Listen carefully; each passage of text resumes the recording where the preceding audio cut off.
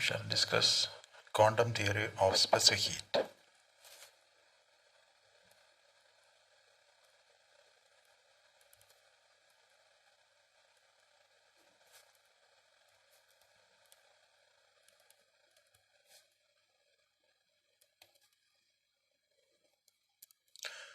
Many solids obey the Dulong and Petit's law. Dulong-Petit's law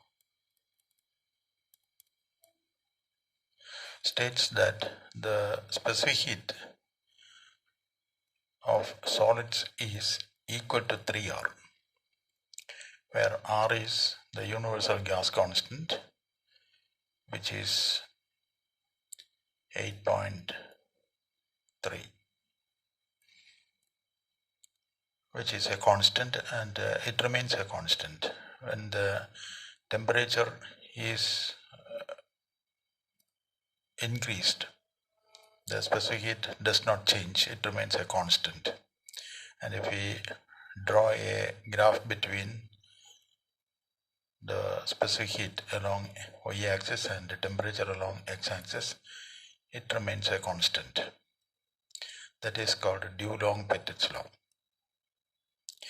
But at a very low temperature, when the temperature is approaching 0 Kelvin, then the specific heat is not a constant, but it decreases as temperature decreases, and it reaches a value 0 at very low temperature, or at 0 Kelvin. This is the shape of the graph at very low temperature. This is 0 Kelvin, 10 Kelvin, 20 Kelvin, etc. Below very low temperature, it falls to 0 as temperature reaches 0 Kelvin. This could not be explained using classical physics.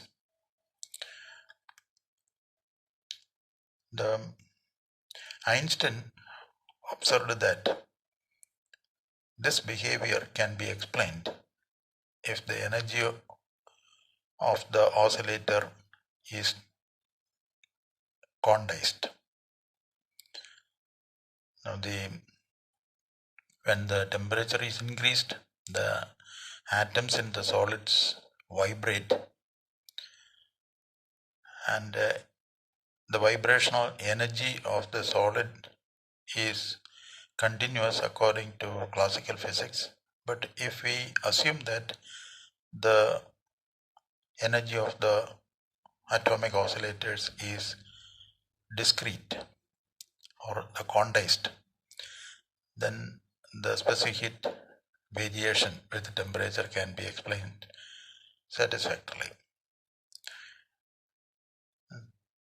The energy of the oscillation of atoms can be resolved into components along x, y, z direction. An atom can vibrate in the x direction. This is x direction, and it can vibrate about y direction, and it can vibrate about z direction. These three possible directions are there. Then for each oscillation, the atom take only one of the values, nh nu, where n is equal to 0, 1, 2, 3, etc. Where nu is the frequency of the oscillation of atom and h is Planck's constant. With this assumption, the Einstein calculated the average energy of the atomic oscillators as epsilon nu bar is equal to S nu divided by e raised to s nu by kt minus 1. This is the average energy of an oscillator in one direction. If the atom is assumed to oscillate in only one direction, that is x direction, then the corresponding energy of the oscillator is s nu divided by e raised to s nu by kt minus 1. According to classical physics, the energy of the oscillation is half kt. For each degree of freedom, the energy is half kt, but the average energy is half kt. But according to the quantum theory, the energy associated with electron is energy associated with the atom when it vibrates in only in one direction. E nu is equal to epsilon nu is equal to s nu by e raised to s nu by kt minus 1. In solids, there are a large number of atoms. For 1 mole of solid, the number of atoms is n, which is the Avogadro number, which is very, very high value, 6.023 into 10 raised to 23. This is the number of atoms in 1 mole of the solid. Then for each atom, there are 3 possible directions of motion. Therefore, the total number of oscillators can be taken as 3n. The number oscillating in one direction is n. There are 3 possible directions. Therefore, the total number of oscillators is 3n. Then the energy of these 3n oscillators is equal to 3n into epsilon nu bar. If the atom is assumed to oscillate with a frequency nu, the total energy of all these oscillators will be equal to 3n epsilon nu. Einstein assumed that all the oscillators vibrate with the same frequency nu. And this will be equal to, if we substitute the value of epsilon nu from this equation, we get 3n s nu divided by e raised to s nu by kt minus 1. This is the total energy of atom in the solid. Then the specific heat Cv is equal to dE by dt is equal to, if we differentiate this with respect to t, we get d by dt of 3nh nu divided by e raised to s nu by kt minus 1. This is equal to 3nh nu can be taken as a constant into differential coefficient of 1 by e raised to s nu by kt minus 1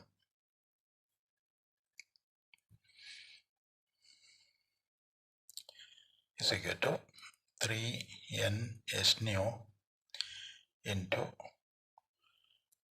now this is in the form of u by v, and d by dt of u by v is v into du by dt, d by dt of u by v is equal to v into du by dt minus u into dv by dt divided by v square. Now we can apply this relation here. Then we get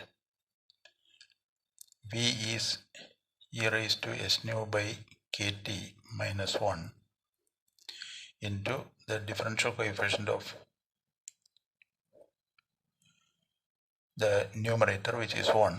When we differentiate 1, which is a constant, we get 0, minus u is 1 into the differential coefficient of the e raised to s nu by kt minus 1, which is, when we differentiate this, we get s nu by k, which is constant, into e raised to s nu by kt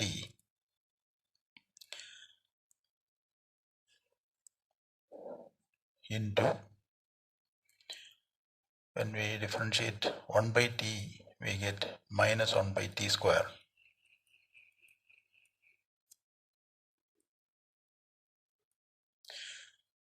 This divided by, this is, and this divided by v square. V square is e raised to s nu by kt minus 1 square. This is equal to, this term vanishes, this is minus, and this minus will be plus. Then we get 3 nh nu into s nu by k.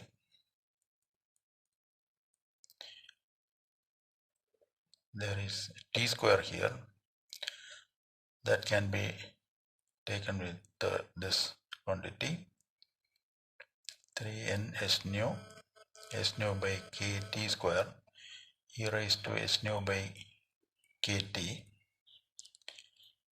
divided by e raised to s nu by kt minus 1 square.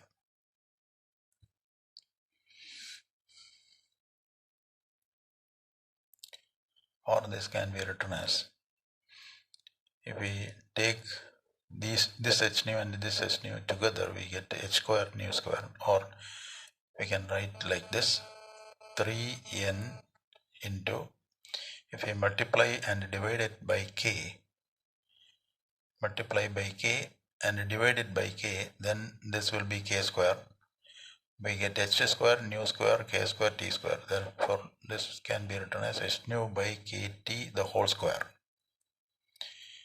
into e raised to s nu by kt divided by e raised to s nu by kt minus 1 square.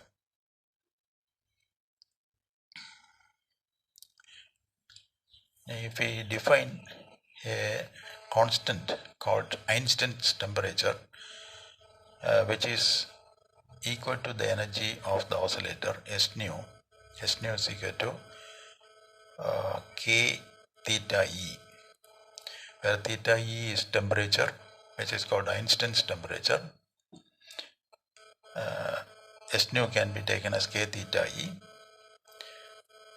If we put this value in this equation, we get Cv is equal to 3nk into k theta e divided by kt the whole square into e raised to s nu by kt, which can be written as e raised to k theta e divided by kt minus divided by e raised to k theta e by kt minus 1 square. Or this is k gets cancelled, then 3nk into theta e by t the whole square into e raised to theta e by t divided by e raised to theta e by t minus 1 square. In this expression, n is Avogadro number, k is the Boltzmann constant. The product nk can be taken as the universal gas constant R. Therefore, this will be 3R theta e by t the whole square e raised to theta e by t divided by e raised to theta e by t minus 1 the whole square.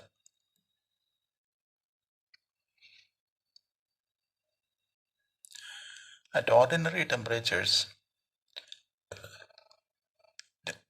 the T is very much less than, T is very much greater than theta E. At ordinary temperatures, T is very much greater than theta E. Therefore, this quantity theta E by T is very small, and we know that if x is very small, e raised to x can be written as 1 plus x approximately equal to. If x is very small, then we can take e raised to x as 1 plus x. Here in place of x we can write theta e by t. If t is very much greater than theta e, then theta e by t is very small.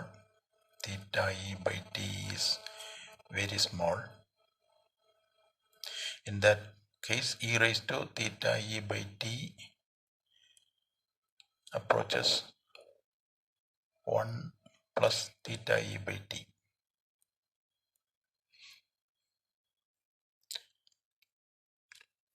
Then comparison with 1, theta e by t is very small, therefore we can take it as 1. Therefore in the numerator of this equation, e raised to theta e by t can be written as 1 divided by, here e raised to theta e by t is 1 plus theta e by t minus 1 square, which is equal to 3r theta e by t the whole square into 1 by this plus 1 and minus 1 gets cancelled. We get theta e by t square. This theta e by t square and theta e by t square gets cancelled. We get 3r. This is Dulong-Petit's law. Therefore, at very high temperature, the value of Cv is equal to 3r, which is a constant, which agrees with the experimental observation. Next, we have to explain the case when T is very much less than theta E, that is at very low temperatures. At T is very much less than theta E, e raised to theta E by T is very much greater than 1. In comparison with this 1, e raised to theta E by T is very large. Therefore, we can ignore this one in comparison with this. Therefore, the equation becomes Cv is equal to 3r into theta E by T the whole square into e raised to theta E by T divided by, this one can be neglected, therefore e by theta E by T the whole square. 1 theta e raised to theta E by T and e raised to theta E by T gets cancelled. Then we get 3r theta E by T square into 1 by e raised to theta E by T. Or if we take e raised to theta E by T to the numerator, we get 3r theta E by T square into e raised to minus theta E by T. This shows that the specific heat at very low temperature decreases exponentially with the temperature. As temperature approaches 0, the value of Cv also approaches 0 exponentially. That is this part of the curve. This part of the curve.